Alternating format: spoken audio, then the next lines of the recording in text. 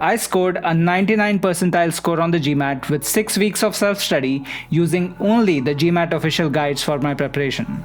That helped me get an MBA from Columbia Business School, followed by product management jobs in Silicon Valley. Since then, the GMAT has undergone a change in format and the way in which it is scored.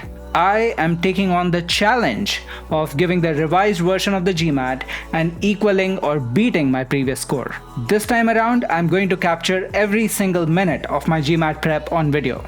Follow me along to watch my learning process and figure out how you too can get to your best GMAT score in a single attempt. Let's go. Today is day 3 of my GMAT prep. If you've been following me along, you know that I finished reading the Data Insights review on day 2. Today, my goal is straightforward. I'm going to read through the Quant review section, followed by the verbal review section, depending on how fast I'm able to go. Purely based on my personal preferences, I'm going to use the official online question bank to read through the review sections, instead of using the physical official guide.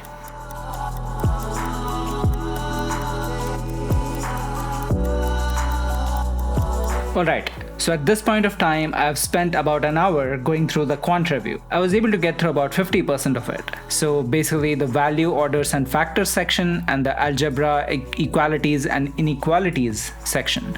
As you can see, I have a couple more sections to go. So the rates, ratios, percents and basically statistics. Following that, it looks like they just have a bunch of reference sheets, which I plan to skip for today. Just to make sure that you're not getting intimidated, I do want to call out that I do take little walk breaks every once in a while.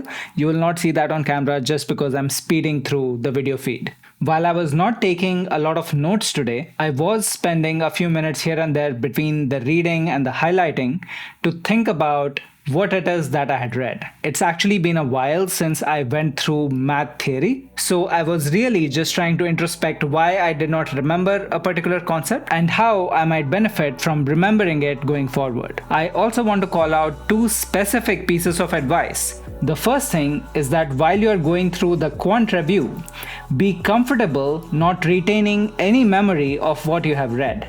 Your goal should not be to remember everything you're reading, but to just understand what you've read and then let it go if necessary. Don't cling on to it and don't get worried if you cannot recite these rules if someone woke you up at 4 a.m. at night. For those of you who do not have a strong math background, it might actually help to have a piece of paper or a notebook in front of you and apply some of the ideas that you're reading through on some random examples just to grasp what the rule or the theory actually means. The second piece of advice, which is actually an extension of the first bit, is that you need to turn terminology into intuition so that you're not spending brain processing power on it in the middle of solving a problem. The quant review section will throw a bunch of terminology at you, such as quadratic polynomial, algebraic expression, scientific notation. You don't necessarily need to be able to define each of these terms. You just need to have an intuitive understanding so that when you come across these terms in the middle of the quant section, you don't get overwhelmed and continue to stay focused on the problem that you need to solve. To give you an analogy, this is very similar to knowing a traffic rule and being able to apply it. Of course, some rules are easier to apply than others. So if you drive in the US, you know that there are some intersections where you can turn right on red and some others where you can't. Remembering this rule and being able to describe it in words is great, but it is very different from being able to apply this while you're actually driving. To practically apply the skill, you need to develop the muscle memory of looking for a sign in front of you every time you approach an intersection. If you don't see one, you look left to check for approaching cars, and if you don't see a car, go ahead and take the right turn. Understanding theory is critical, but only because it is the first step in developing the muscle memory that you will need to solve problems on the GMAT. Eventually, you want to let all the theory go so that your brain processing is freed up to solve the problem that is in front of you. Well, at this point, you and I both know that GMAT Prep is only the world's second most boring topic. The most boring topic, of course, is B-School applications. That should make you curious about how I stay so happy and upbeat while preparing for the GMAT. There is only one way to find out. Hit the subscribe button and the bell icon, because maybe I will reveal the secret. in the future. That is clearly the most critically reasoned logic anyone can come up with to issue a call for action. So please go ahead and do that while I return to the rest of my study session for the day.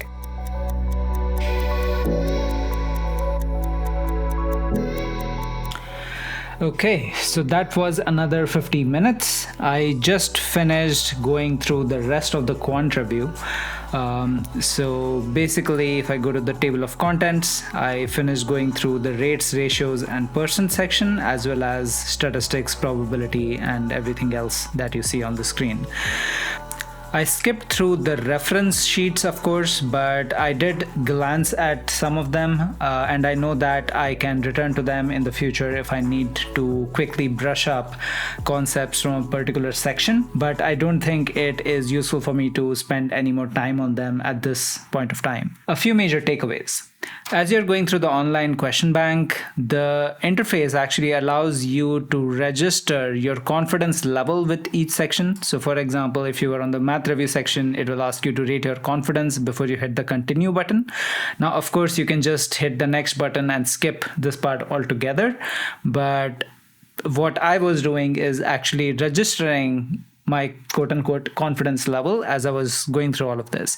And that is just to keep track of the sections that I was not feeling super comfortable with, so that I can revisit them in the future if required. So as you can see, if I just scroll down top to bottom, I think I have high confidence on most of the sections.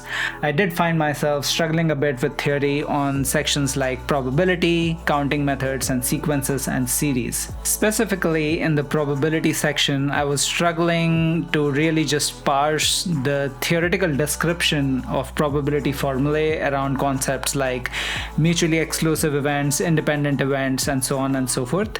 Having said that, I do know that I usually get probability problems right when I'm solving them because I've developed the right intuition for these concepts over the years. If I go back to the driving and traffic rules analogy I was using earlier, I would say I've reached a point where driving is actually easier for me than describing traffic rules to you one at a time. So while I'm able to stick to the rules and do things exactly right when I'm solving problems, it would be very difficult for me to sit back and express a formula in theoretical terms if you ask me to do that. That said, one of the next steps that I did make a note of is that I want to revisit the probability review section in the future, and I think it would be useful for me to spend some time on that section with a notebook. So I want to write things down and look at those examples as I'm going through that. I think it would be useful for me to internalize some of these concepts once again, so I'm feeling confident when I actually go ahead and solve these problems. And of course, going through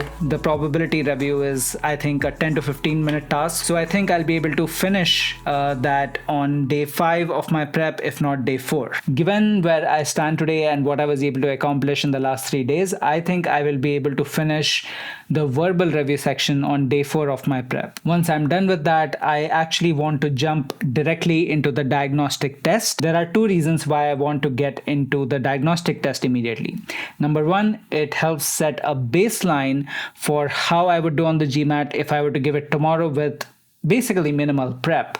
And number 2, because the test is not timed, it is a great way to get into the rhythm of solving GMAT problems. Alright, so that is the end of day 3 of my GMAT prep. If you're still with me and you have a curious mind full of questions, you can click on the Ask Me Anything link in the description below. If you have no questions whatsoever, you can still click on the link and just send me a message. Something on the lines of, "Alex, how you doing?" might also get a response. I typically respond to anywhere between 3 to 5 questions a day over email, and I do not track or respond to comments on YouTube. So that is all for today. I hope you learned a few things from the video today and at least noted that struggling through your GMAT prep is not something exclusive to you. Even people who have scored a 99 percentile score in the past do struggle through it. The key is figuring out a way out of those struggles and finding the right methods that you can turn into muscle memory so that the test becomes something fun rather than something painful. Quick reminder to hit the subscribe button, hit the like button, ask me a question, give me a virtual high five, send me good vibes. Do not be a stranger, and I will catch you in the next video.